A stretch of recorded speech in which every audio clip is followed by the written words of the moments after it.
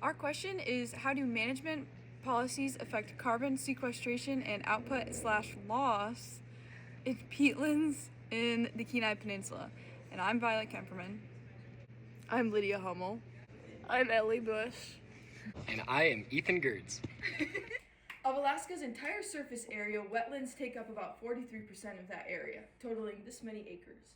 Some wetlands are special because they create the perfect atmosphere for plant material to accumulate in wet conditions, so they never fully decompose. These special wetlands are called peatlands. The slow decomposition in these lands accumulate a layer of partly decayed organic material called peat.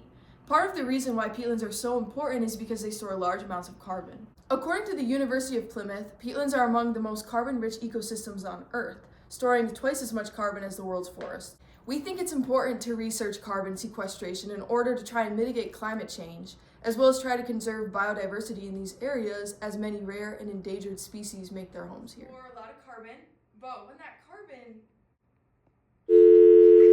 store more carbon than any other type of vegetation types in the world, but if they're damaged, they can release the greenhouse gases. If you think about it, peatlands, they're just sitting there and they're sequestering carbon, and then people drain the peatland, and then when it's drained or damaged in any way, that carbon that's been sitting there gets released into the atmosphere, and that's bad. So other threats may include draining for agriculture. What, Ethan? They store carbon. Sequester is the rate of which they sequester carbon as well, but they're storing it, and that's what matters.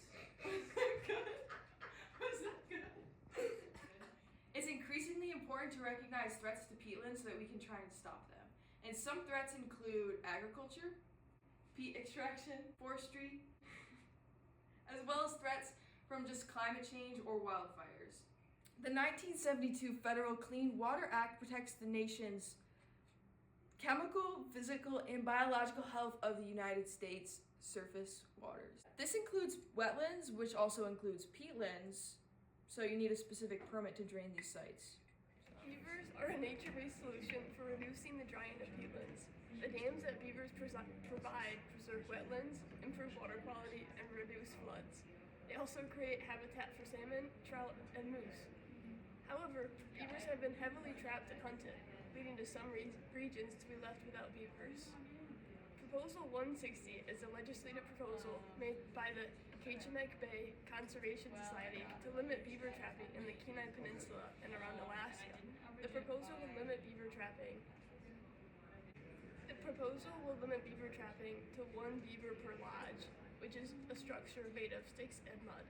This is a carefully crafted proposal to allow beaver trapping to continue but try to prevent overtrapping. It has been tested in the Kenai National Wildlife Refuge to good effort.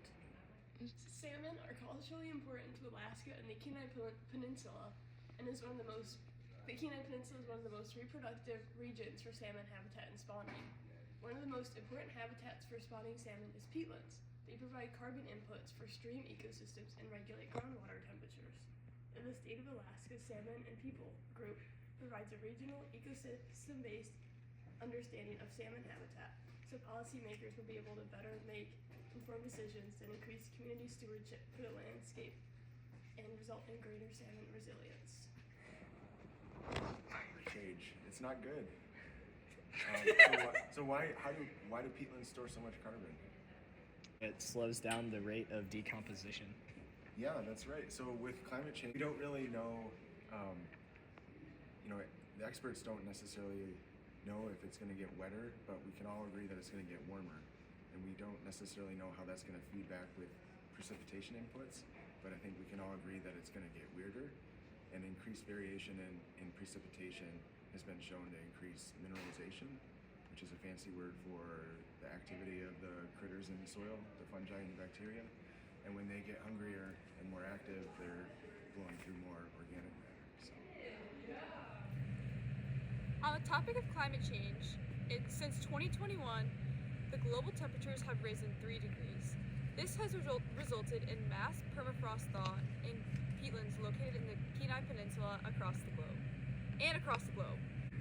Permafrost thaw refers to the process of frozen ground, which has remained frozen at below 0 degrees Celsius for at least 2 consecutive years, melting due to rising temperatures.